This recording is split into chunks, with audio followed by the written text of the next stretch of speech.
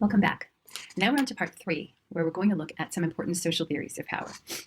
These are much more contemporary theories of power, but it was important for us to look at the history of ideas of power to understand where we've gotten now. Because we tend to have this idea that post the advent of democratic nations and democratic societies, unless somehow you've gotten involved in repressive power, experienced maybe the long arm of the state, maybe arresting you for not paying your taxes or something perhaps more serious, or that might have been a misdemeanor, most of us feel free. But the point here is that even in our free democratic societies, power is everywhere, and we need to begin to understand it in order for us to be able to theorize how it's at work, how it's working on us, and how maybe we are exerting it on other people. Now, hopefully by now you've realized that power is not basic. It's not just force. But if you want to look to our further readings, there's one by the editors Dye and Harrison in a 2005 publication. And they actually list the Oxford English Dictionary definition of power. Now, in our subject, we don't like you generally to list Oxford English Dictionary definitions of power, even though that is the go-to dictionary, the OED. We want you to be using academic ideas and theories about power. We've moved beyond dictionaries now. We understand power is far more complicated than just looking up a word in the dictionary, and that's going to be true for every single key concept that we cover in this class. But even so, I want to briefly review what they list in that article. It's just an appendix at the end of their article on pages 33 and 34, just to demonstrate that even dictionary definitions of power are not basic and suggest it's something quite complicated. So they say, first of all, the dictionary defines power as a quality or a property, the ability to do or affect something or anything, to act upon a person or thing, with or on people, a particular faculty or body of mind. And sometimes the plural does not imply different faculties, but power put forth in different directions on different occasions. For example, the power of the libido versus the power of the conscious mind. And we're not going to get into Freud today, but we will get into Freud another day. Also, they define it as the ability to act or affect something strongly, physically, or by mental strength, might, vigor, energy, force of character, telling force or effect, political or national strength. They also say of inanimate things, an active property, perhaps of a chemical, the capacity of producing some effect, the active principle of a virtue of a herb, for example, or the sound expressed by a character or symbol in musical notation, the meaning expressed by a word or phrase. And then they go on and say, in mining, power means the thickness or depth of a vein. They also say power is the possession of control or command over others, dominion, rule, government, domination, sway, command, control, influence, authority. Those are basically the kinds of sovereign powers we've been talking about until the Enlightenment and the advent of democratic societies. Then they talk about the limits within which administrative power is exercised. Maybe that's within bureaucracy. We'll be thinking about that briefly now. Political ascendancy or influence in the government of a country or a state. Legal capacity, ability, or authority. A document or a clause in a document giving legal authority. And then they define it as a person or a body or a thing, one who or that which is possessed of or exercises power or influence. For instance, not just a king, but a governor, your boss, your lecturer, your tutor, an influential governing person, a body or a thing, and in late usage, a state or a nation regarded from the point of view of its international authority in global affairs. A celestial or spiritual being having control of influence, a deity or a divinity. We've covered that already as well. They also talk about in medieval angelology, the sixth order of angels in the celestial hierarchy. Who knew they were the ones that have powers? And then they go on and talk about body of armed men, of course, a fighting force, a host, an army, military might. A large number, a multitude, a host of persons, but in ways other than just military force. So, for example, mob rule, or a large number, a quantity, or amount of things. So even within the dictionary definition, there are lots of different ideas of power we can talk about that we just use in common everyday speech. Perhaps some of them are less common than others. I'm not really sure very many of us refer to the angels in the sixth order of the celestial hierarchy, but I think you follow what I'm trying to get across here. So we need to understand that there are lots of different theories of power, and generally the theories of power that we take on in the humanities depend on, as I said already, which discipline you tend to fall or major into in the end. Sociologists often identify power with wealth and status, and that's why we're going to be talking about economic power here. In social and political context, we often attribute power to agents whom we hold responsible for bringing about certain outcomes. So politics would have different critical theorists or social theorists that they look to. And of course, other fields would have different things as well. Now, we want to be thinking about you in your everyday life. And so when you're thinking about these different theorists that we're introducing you to, you might want to think about what aspect of your everyday life in your online social media or in the digital sphere in general, you wish to use as the main lens through which you're going to analyze power. Of course, the internet is not free of economic power at all. And that's something that you might want to be thinking about. But any one of the theorists that we look at today are hopefully going to empower you with ways that you can think about power. And as I said earlier, you may wish to debunk what they've said about power and say what they say is no longer nuanced enough to talk about what you're seeing in terms of, for instance, economic power on the internet, or another theory that we get into later on. So let's talk about Karl Marx. Now, quite often in the social sciences and the humanities, we're all kind of accused as being, communists or leftists hiding behind the curtain, or avowedly so, not hiding at all. And I think that's a bit of a misunderstanding, because I know across all of the colleagues that I've met in the Global Academy and in Canada and conferences I go overseas to, and within our university as well, that people have very different political persuasions. And so sometimes, because the social sciences, arts, and humanities tend to be concerned with social justice, that seems to be more aligned with the left, or environmental justice, that seems to be aligned with the left. And sometimes some of the other fields, for instance, business administration or law or medicine, tend to be more concerned with the liberal subject, with the liberal individual as an agent taking control of their own life. That tends to be an attitude that aligns with the right. But you get the whole spectrum across the whole academy, and even within the arts and social sciences. So please don't think, oh, here she goes. Here we've got communism already. Karl Marx trying to be shoved down our throat. No means at all am I trying to do that. I'm just introducing you to theorists who've become, great thinkers in particular areas, on whose shoulders we now stand as theorists, and whom we build upon in our analysis of power. And Karl Marx was one of the first to begin to analyze, in so-called free societies, democratic societies, how economics worked. Now, a prevailing idea that's even kind of internalized within, Protestant thinking in the Bible, for example, is that, and that which is beyond, religious society infused. Secular society in which most of us now live, this idea that if you work hard, you will raise to some level of self-empowerment, and you will indeed be able to if you are a good steward of your money and your bank account and your savings, anybody in a free society can become, if not wealthy, then secure. And well, to a certain extent, that may be true. What Karl Marx's radical ideas basically did was point out that there are flaws to that thinking. It's much more complicated than a basic thinking that if you work hard, you shall be set free from poverty. And so this is where we begin to think about social structures.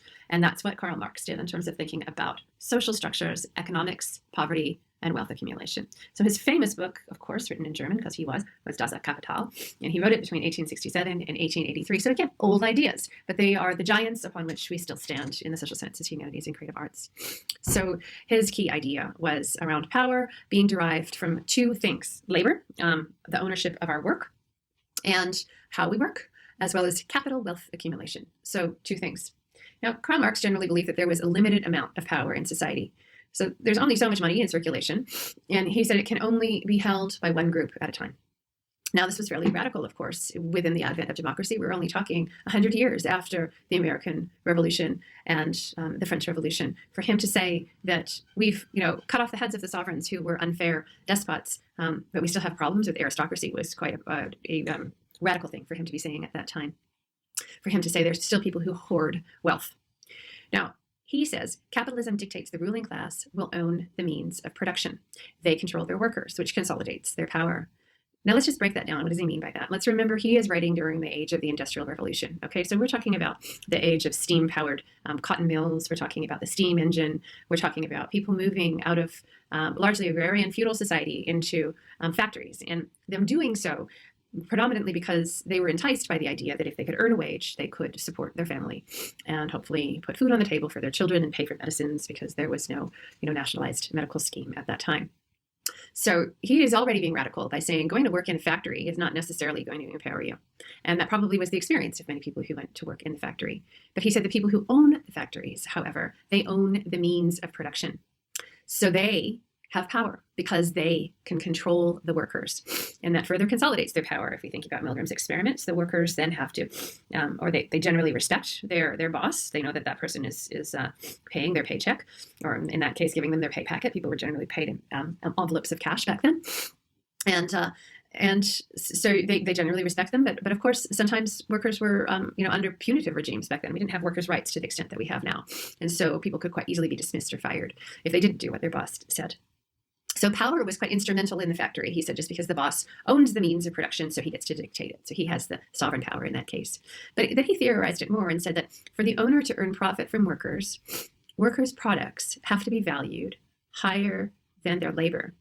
And the more they labor for them, the less they can afford them. Now, this is completely radical for the time because it's completely counterintuitive to the way in which we generally think about the philosophies of capitalism that came out of liberalism. That, the more you work, the more you save, the richer that you'll get. And he's saying, no, the more that you work, the more money you accumulate, therefore, the more easily you're going to be able to afford the products that you are making or that your factory is producing. And although he didn't call it this, it was a word that we came upon later on, that causes inflation. If more people can buy something, well, that means there's more demand and the price of it will have to go up. And he said that this has to happen in order for the boss to continue to make money. Because if the wages of the laborers are too high, either in monetary means or in terms of their buying power, he is actually making comparatively less profit than he was before. So you can see this is quite a complex way about thinking about profit. He says, so the more we work, the more we can afford things, and the more that those people who own the capital will then make things more expensive to maintain their status in society as the owners. Certainly, you don't want all of your factory owners to be able to start making their own factories and putting yourself out of business. And that's just a very crass, easy, sort of simple way of putting what he said, which is far more nuanced. So he says this idea that work sets you free and that the harder you work, the more you're going to be able to make money is what he called false consciousness. They continually reproduce these economic conditions under which they labor. The more they work, the cheaper the products need to be valued in order for there to still be the same margin of profit that the boss was making before. And he says, workers don't realize that, so that's called false consciousness. A really disempowering idea in some ways to say, that workers are being duped. They don't really understand that by working hard, they're not necessarily going to be able to rise in their station in life. But this is around the time when we're beginning to see, the thinking around psychology and the thinking around Freud. As I said, we won't talk about that today, but we will talk about it another day. So he talked about the workers as kind of dupes of a system. And this is why he said many countries still have aristocracies, even though we don't have formal aristocracies and we don't have monarchies anymore, with people who are in titles, owning the castles and the rest of us being serfs. He said, this is, however, why we still have a power structure that kind of looks like aristocracy, where power is concentrated in the hands of the ruling class. Now, of course, most people, would probably associate Karl Marx with his other work, the Communist Manifesto, and with words that he, coined, such as the bourgeoisie and the proletariat. So he talked about the bourgeoisie, the petite bourgeoisie, and the proletariat, and he began to identify structures of class that he still saw as evident in society, even though democracy was supposed to be setting us free. For the bourgeoisie, we generally translate that in English these days to the middle class, but he was actually talking about people who could maybe be shopkeepers or store owners, as opposed to factory owners. But he also associated them with the bourgeoisie as well. They were, not landed aristocracy, but they had a lot of money. They weren't the petite bourgeoisie, like the shopkeepers, but and then the proletariat. So what we need to recognize here is he's outlining a class structure that's radically different from the terms that we had when we talked about titled dukes and duchesses, and I don't know how all of that works, but all of those titles. But he's still saying we can still see those types of relations being reproduced, and that's what he was theorizing. So that's Marx for you. But, like I said, we all stand on shoulders of giants, and I'm not asking you to accept everything that Marx said, except for you to perhaps recognize how radical those ideas were for the time. And standing on the shoulders of giants, this is one theorist who began to enter into a dialogue with Karl Marx in a way that kind of rejected most of his ideas. And so this might be a model that you might be thinking about, kind of you becoming your own kind of theorist of social media, building from a previous theorist and saying, yes, I take on X or Y, but I think, J and K is limited. And this is how the academy works. And this is what Max Weber, who was another German thinker in 1922, really began to think about. And he said, as this is in the slide here, personally, I think Marx is kind of limited. And for Weber, he wanted to think not just about bosses in factories, but he wanted to think more generally about power, not just in terms of wealth, not just in terms of the power of the buck, but the power to make somebody do something. And he said, like Marx, despite the fact that we don't have sovereign authority invested in a king anymore, we do have a society that generally recognizes different kinds of investments of authority. So a priest, for example, somebody who would wear special clothing, a policeman, for example, but not always somebody in an official way either. And that was what Weber wanted to think about. He wanted to put people back in the equation, and his view of people was perhaps less simplistic than Marx's in terms of there are bosses and there are workers. He was like, there's other kinds of authority and other kinds of power, disempowerment and empowerment too. And so he basically started thinking, well, what is the source of power? I mean, Marx would say it's money. But then he also talked about leadership style, which is probably something that jives more with this kind of 20th century view. We need to recognize there's a number of years between Weber and Marx. And so we're beginning to think about things like, leadership and leadership style. We're seeing the rise of, Hitler and Mussolini and different kinds of charismatic leaders at this time. And so this was informing Weber's thinking as well.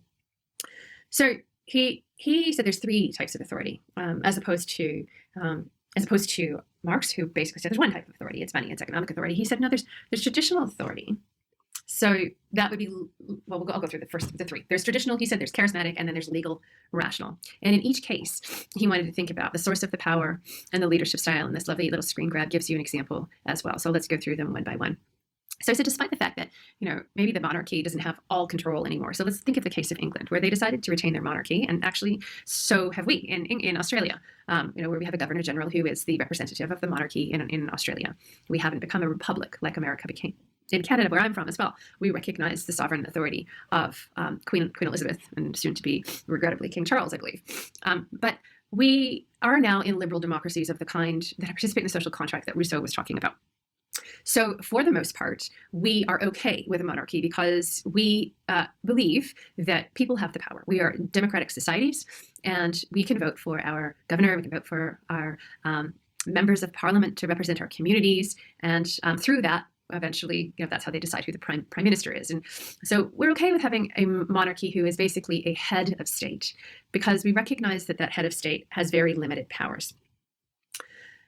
That said, we still, for the most part, recognize that by long-standing custom, the queen or the king still has legitimate authority.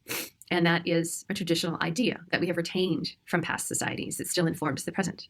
Okay, so we also still respect the figure of, the church. For example, if you're Roman Catholic, you might, still might revere the Pope, for example, and respect a priest or a bishop, and that sort of thing. Okay, now he said, following the Abrahamic tradition of the West, these people tend to, but not always, still be male figures. So, of course, in the case of the Queen, that's not the case. But he says patriarchy is an example of traditional authority, where power is invested in a male figure, and that still is true in lots of societies in the world. As much as we've seen the rise of feminism, which we'll talk about later in this class as well, for whatever reason, there's still this hangover in terms of this traditional respect.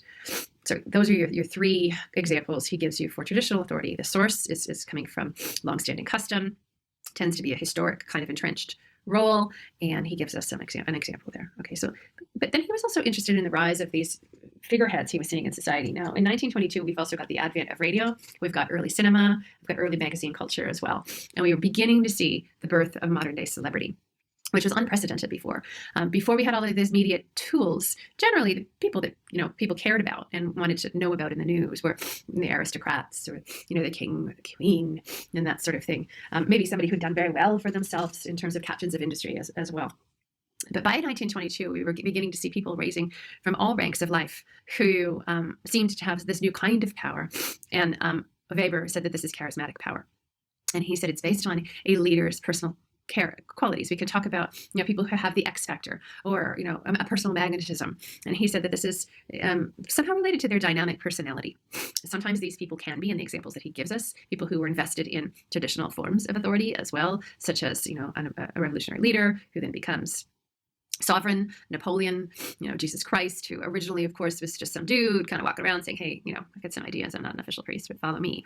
But then later, was invested with historic and traditional authority. Mother Teresa as well, I think we now revere, and Martin Luther King. These are all people that now are invested with historic and traditional forms of authority. But at the time, they were radical revolutionaries. And so why, what made them and their ideas catch on? What was common to them? And the people that we could put in place of that today, like Kim Kardashian, who, some of us are bewildered by, for example, or, insert X celebrity here, or social media influence, insert there, right? And he says that type of authority, the source of that is something about their leadership style, their dynamism, their magnetism, something about their personal qualities, right? And then thirdly, he said, there's also legal rational authority, and that resides in the office and not in the person. So, for example, when I talked about the priest before, people may historically revere a priest or a pope, but we also recognize that their authority resides in the fact that they own or they sit in a seat. And that when one pope dies, another pope is voted by the bishopric or however it works into that person's seat. And so that the authority changes. It's not like, oh, well, we're only going to follow the old pope. No, people go shift over to the new pope, for example. So legal rational authority exists in the office and not the person. Now, these multiple types of authority can exist all at the same time. So, for instance, if you think about university structures, I report to a dean. A dean reports to the deputy vice chancellor. The deputy vice chancellor reports to the chancellor. The chancellor reports to the vice chancellor reports to the chancellor. The chancellor is just a figurehead, kind of like the monarchy. But those roles change. We're now, on the hunt for a new vice chancellor, for example. I have a new dean, and I also have a new deputy vice chancellor. And so they are now somebody who, if I work under them or my colleagues work under them, we need to follow what they say. They have legal rational authority. The office resides in the person. Now, that's to say that we instrumentally need to follow what they say, or we will lose our jobs. But that is not to say that all leaders are charismatic, right? And some of them aren't traditional either. So there might be new roles invented, for example, in the university who are kind of like, well, they didn't used to have all these managers, blah, blah, blah. And that might mean we're questioning their full authority because they don't have traditional authority. Now, that said, the flip side of that can be true sometimes too. People can go, well, they don't have traditional authority, but there's something innovative and new. And that's adding to Weber's ideas. He didn't talk about that, but perhaps a newness to someone's source of power is also just as compelling. So when you think about the rise of, Facebook and, Mark, what is his name again? I'm getting it wrong. Y'all know. You know who I'm talking about. Zuckerberg. That person might kind of also have some celebrity power, for example. And I was also going to say that, just because someone has legal rational authority over us, there are consequences for their power. But that might not necessarily mean that people respect them if they don't also have charismatic power and dynamic leadership, for example. Now, legal rational, if you've ever had anything to do with Centrelink, you have encountered that form of power, right? And they don't need to be charismatic usually, but it's really lovely if you get a charismatic person that you're dealing with at Centrelink. It makes you feel like you can respect them more, but they just hold an office. They're just passing the protocols following along the protocols of their bureaucracy, of their office, their bureaucratic powers. And he also says legal rational powers are now, since the Enlightenment, since the rise of democracy, and even in sovereign nations that have monarchies like England and Canada and Australia, we now invest these legal rational powers in a parliament. So that's Weber. And you can see how he took Marx and went, yeah, power's still there, even though we got rid of Marie Antoinette and off with her head and all of that stuff. But it's not just about economic power. There's other kinds of power. And you can see how he's thinking about society in a more complicated way. So we also probably need to see that different kinds of power are more dominant in different times of society and in different medias than other, right? Like, perhaps nothing explained, the rise of Trump more than his charisma. A negative charisma, some people would say, but others were just somehow enchanted by him. And so this is what Weber said: the charismatic leader gains and maintains authority by proving his strength in life. If he wants to be a prophet, he needs to perform miracles. If he wants to be a warlord, he must perform heroic deeds. And above all, his mission must prove itself to those who faithfully surrender to him, and they must fare well. So again, he was thinking in that way. Perhaps we could see that is the inheritance of Locke and Rousseau in terms of the social contract, like that any of these forms of power aren't, always and forever guaranteed to sit there all the time. Not only because offices change, for example, in terms of legal rational power, but also because people change their minds about the performance of someone. And you could argue, well, that Trump made all of these promises and seemed to be incredibly charismatic to his voter base. But he really didn't improve the economy, like he said. The economy, in fact, was doing more poorly arguably at the end of his presidency. And you can see how people would lose faith in someone's charismatic power. Let's move on and think about the social basis of power in terms of the field of psychology. Like I said, we're not going to get into Freud yet. But we are, you can see, moving through a period of time now. So this is getting us firmly into the middle of the 20th century. And French and Raven were important social psychologists of organizational psychology. So you can see that they're influenced by both Weber and Marx in their thinking, in that they are thinking about the economic systems, the places in which we work, but they are also thinking about what motivates people. Okay, and it's not just sheer authority. So they're building upon Weber. So they knew that thanks to them, we get this whole kind of carrot and stick idea about the social basis of power. So, for example, he said just because someone has legal rational authority in a bureaucracy doesn't necessarily mean that they're going to be very good at motivating people to work well under them. And so they said there's, reward power. And that's in the form of what we would then call carrots, bonuses, prizes. You can win if you do really well as a worker, for example, compliments from your boss, opportunities that arise to maybe do new things. The idea that you'll perhaps get a raise, not always take home the same pay packet, but if you can reach a certain performance target, that you can perhaps apply for a promotion. And just the general sense of creating positive feelings in a workforce. He said that's reward power. So you can see that that would be probably related to charisma, but it's theorizing a little bit more. Then he also said there's coercion. So coercion power would be what we would call colloquially sticks. They said as threats and punishments. If you don't do what you're told in this workplace, you shall lose your job, or you shall be called to a meeting with your boss. You may have privileges denied, for example. And you can see how this works in classrooms too. He also said, and this is following on from Weber, that there's legitimate power. So that's invested in people who hold legal rational authority. They're in a position, the boss, the president, the VC, the dean, the manager. But then he also said there's expert power. So when you see that somebody has special abilities, that doesn't necessarily need to be somebody who is your boss, but somebody that you respect in the workplace who's really good at this. Like he's the guy everybody goes to when their computer's crashing, or she's the one everybody goes to when they're, and I'm sorry, I'm using very gendered analogies here. She's the one everybody goes to when they're having, social problems in the workplace for advice, for example. So expert power. And then referent power is where they put all these sort of extra things that are more to do with personality, charisma, charm, appeal, good looks, for example. And he said, they said, sometimes these powers reside in individuals. Sometimes they're structural. Sometimes these powers are dependent on surveillance and monitoring, and sometimes not. So you can see the way in which French and Raven, building on these previous theorists of power, are beginning to theorize things in a way that is more applicable to their lives. And, the 1960s, the rise of the corporation, the rise of, not yet Microsoft, but IBM, and some of these really large super organizations where they were bringing in social psychologists and allowing them to do some experiments and do some inquiry into what would motivate employees and how best to structure their organizations. And that was the rise of organizational psychology. It's still a field that's probably much more predominant in the United States than it is actually in Australia, by the way. Now, there's so many theorists of power, but you can't get beyond Michel Foucault if you're thinking about power. He was a French philosopher. So many philosophers are. His heyday was in the 1960s and 70s, but people have not stopped talking about him. So if you're studying the social sciences, the arts, and the creative arts, you should come across Michel Foucault, but he's also influenced other fields. For example, sports psychology, coaching, business degrees in terms of, thinking about how power works in organizations, following on from French and Raven. He is pretty crazy, and that's why I've used this picture of him looking like, I cannot believe it, because his ideas, just as the ideas of Marx when he came along, were considered incredibly radical when they came about. Now they're less radically considered now. They're almost like tenets, I guess you would say, of the Bachelor of Arts. But let's have a look at where he came from. Now, a lot of his work was first published in French, and then it was translated into English. So his influence in the English-speaking world actually didn't kind of begin to take hold until really the mid-1980s. But he was like king supreme in the 1990s in English-speaking academia even. He had died by then, and of course was not around in the day of the internet. So he said in 1982, when it was published in English, on the subject of power, he said, I became quite involved with the question of power. It soon appeared to me that while the human subject is placed in relations of production and signification, he is equally placed in power relations that are quite complex. So let's just unpack that. So he was saying, yes, we have Marx, and yes, we have French and Raven with organizational psychology. Yes, we have Weber. But it seems like that's very basic, and it's more complex than that. And when he says we're also placed in relations of signification, language, we're not there yet. We're going to be looking at the key concept of narrative and communication in a further week, where we're going to be unpacking this idea of signification and how it creates society.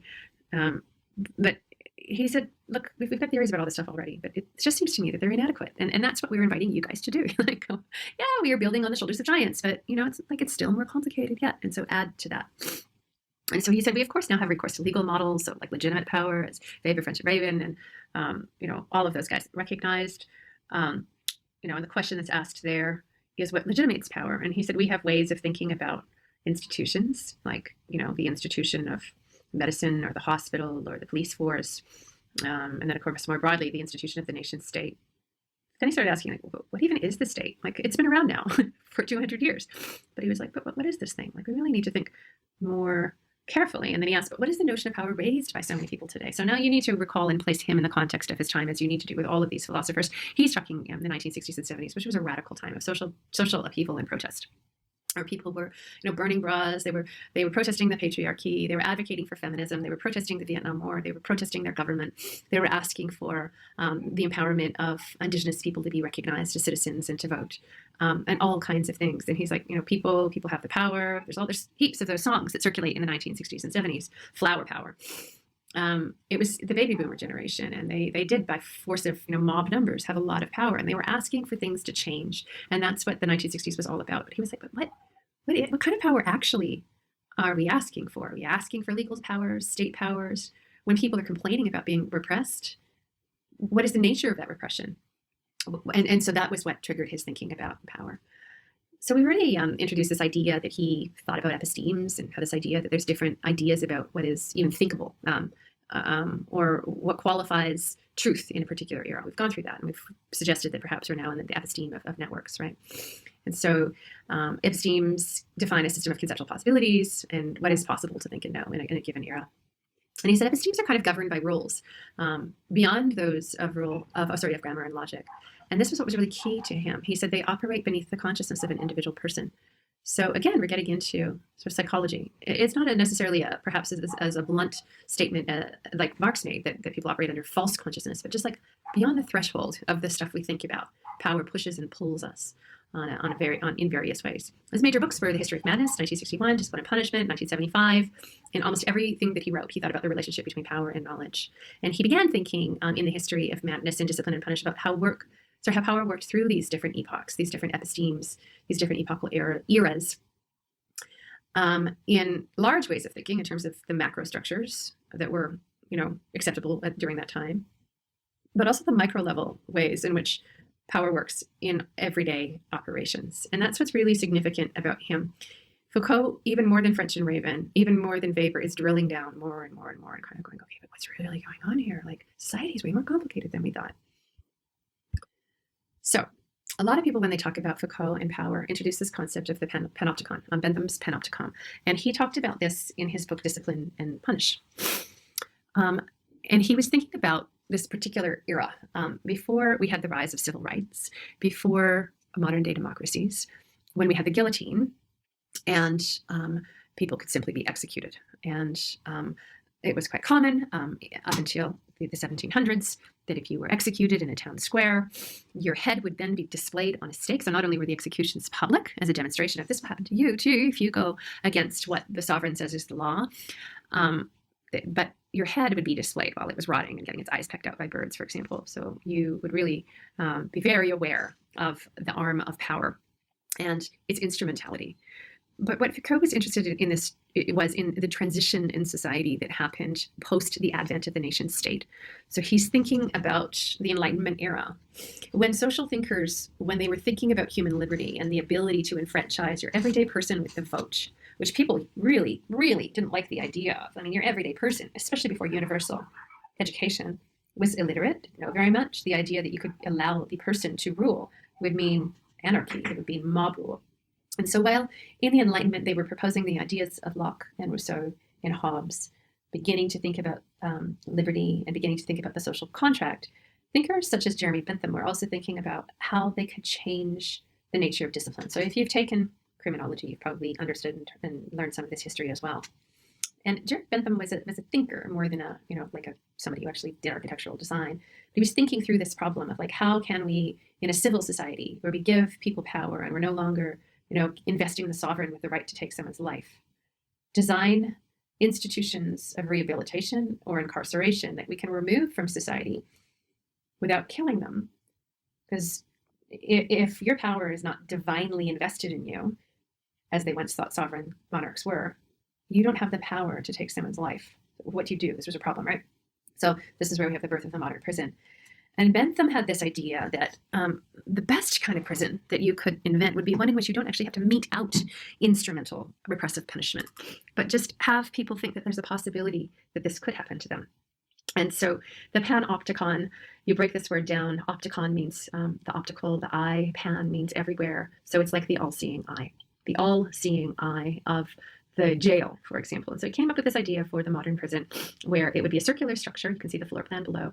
And rather than the guards being outside the prison, of course, they would still be patrolling outside, there would be one guard tower positioned in the interior of the prison that could see into every single cell at all times, and therefore give them the power of panoptics, of seeing everything at all times. Now, no single guard or no even set of guards could possibly keep their eye on every single cell at all times. But the idea was that they could, right? They could be looking at you and you don't know if they're looking at you. And so Foucault thought this was a really radical transition in the history of how we discipline people. The idea that people no longer lose their life for a crime, but are actually given kind of relative freedom. They're fed, they're given basic human rights.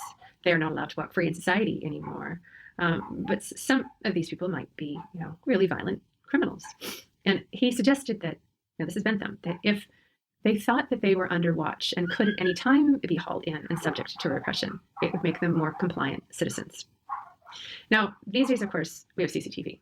We don't need to have the Panopticon. And you could argue that that is a modern day form of the Panopticon. It could be watched all of the time. And perhaps even on the internet, our every stroke and key could be being watched. But that's not really the way in which Foucault was so interested. He wasn't so interested in this idea of how surveillance makes us comply. Although he saw this as a revolutionary change in an episteme from a period where we would hang people or guillotine them or violently execute them to a period of compliance. And this is where he began to develop this idea of governmentality. In Discipline and Punishment, he talked about there being diffuse power. And so he started to think that this idea that we could be being watched or surveilled at any time probably changed us into compliant citizens, what he called docile bodies. And he's very interested in how diffuse power creates what he calls technologies of the state. So you need to understand that what he is thinking about is not Bentham's Panopticon in terms of we could all get hurled in there at any moment, but almost more like a concept where we're all feeling like we're relatively free when we walk around in society. But the all-seeing eye of the state can be watching us at any time. They can ask us to, have our taxes audited, for example. We need to respond when the police come to our door.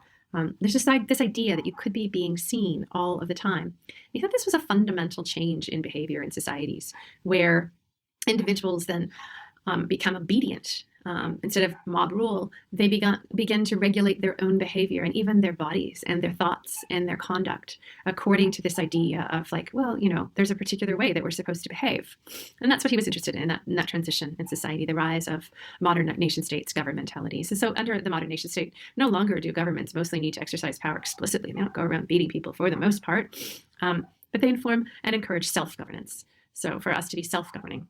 And then he began sort of asking, so where does this happen? And he answered that question he proposed that this happens in institutions. And this is where he becomes really, really interesting on power. So he says, power is not just repressive. The thing about power is that it's normalizing. It creates certain social norms of acceptability that we all kind of generally comply to. And so for him, he was like, we don't need to look anymore to the repressive state or the sovereign or the monarch. We don't need to look at the individuals and the bullies or the institutions or the classes that rule. So this is all very different from Weber and from, definitely from Marx, for example, and even perhaps from those Enlightenment ideas of Locke and Hobbes and Rousseau. But he says we should rather construct a microphysics of power. This was his term. Isn't that an interesting term to think of in terms of the way that it implies networks and the ways in which it gets us to think about network society? So he says this kind of model focuses on the multitude of loci, which is a very fancy word for locations, the multiple locations that power radiates from throughout society. It radiates out of families and through families. It's present in workplaces, as French and Raven said, it's present in everyday practices and various other social structures. In fact, Foucault was so radical, he said power is everywhere. So despite the fact that the Enlightenment got rid of despotic monarchs for the most part, power is not eliminated. He said it's everywhere and it's relational and it comes out of connections and interactions and it produces and shapes our identities. So again, despite the fact that to think that we're all this is my personality, blah, blah, blah, this is where social theory begins to think about how social structures actually shape who we are in society. Now, powerfully, Foucault said power does not just restrict our possibilities. It actually can empower us as well. It's not always just a repressive thing, right? He says power is diffuse and it's embodied, it's everywhere, it's networked. It doesn't have to be negative, coercive, or repressive. It's certainly not a thing, and this is what's reproduced in your readings this week. It's a product of relationality, and he says it can be a necessary, productive, and positive force. And other thinkers you can see that are still using him in 2003 are saying, in terms of the networks of our society. So the really key thing I just need to kind of reinforce here is the relationship that Foucault is trying to draw between institutions and power. So any of those places we've mentioned already, family, work, for example, those would be institutions. But he also thought about the institution of the mental asylum. He was very interested in that. He was also interested in the institution of hospital. He was interested in the institution of school. And he was interested in the institution of science and knowledge. And this is where he is really, really radical, because he says, despite the general everyday idea we have that, knowledge is power, he kind of switched it around. And he said, institutions, so the discipline, isn't it interesting to call them the discipline of criminology or the discipline of chemistry, basically is filled with a whole bunch of spoken and unspoken rules. And people who learn those rules succeed in those disciplines, and they rise to positions of power, and they get to determine what those rules will be for the next generation going forward. And they get to determine what, therefore, is legitimate knowledge. Okay, so there's a video I'm going to get you guys to watch about this as well. So he made a really, he kind of turned that statement around that, knowledge is power. And he basically said power produces what we accept as acceptable knowledge. Okay, so that was his big idea on power. And that came out of his thinking about how he went from repressive states where, you could lose your head to democratic societies where what become encoded norms decide what is acceptable. And that, he says, becomes the source of power. Now, Alan's reading this week is given to you because it's asking you to think about how then, if Foucault is right, power is everywhere, we can start to be perhaps less generalized as he is and start to think a little bit more specifically again about how that actually works, how power is exercised and felt in the spaces of everyday life. If Foucault says power is everywhere, it's in our everyday, how is it in our everyday? How do you feel it? How might it operate beyond the threshold of consciousness, as Foucault says, or how may you become conscious of it sometimes? And Alan gives us different kinds of words for this. He says there's instrumental power held over you. And that would be like your boss, if you don't do this, lecturer, if you don't do that, you'll get an N in the class. Associational power, that's like power by alliance gained with, working alongside. Then Alan gives us all these other words as well. Like there's, going back to that Oxford English Dictionary reading, there's manipulation, threat, seduction, suggestion, enticement, negotiation, persuasion. And he asks us, how are you placed with entangled arrangements of power relationships? Remember, power is not always repressive. It can also be producing of other things. It can sometimes feel emancipatory, but sometimes in the way that Foucault talks about it, it can sometimes just be about creating established, accepted norms. So the key point Alan in your reading this week makes is that geography makes a difference to the exercise of power. It's inherently spatial. Spatiality is imbued with power. And this can work in lots of ways, by proximity, reach, distance, intimacy. He said all of this matters in terms of power and its exercise and effects. So how do all of these ideas of power and how we're emplaced by power, created by power, how we enact power, or how power might operate beyond the threshold of consciousness direct us in our everyday life? And in this question, we're going to be now turning to our online social networks and giving you just some ways to think about how you can connect some of these philosophical ideas to analyzing digital life or online social networks. Thanks.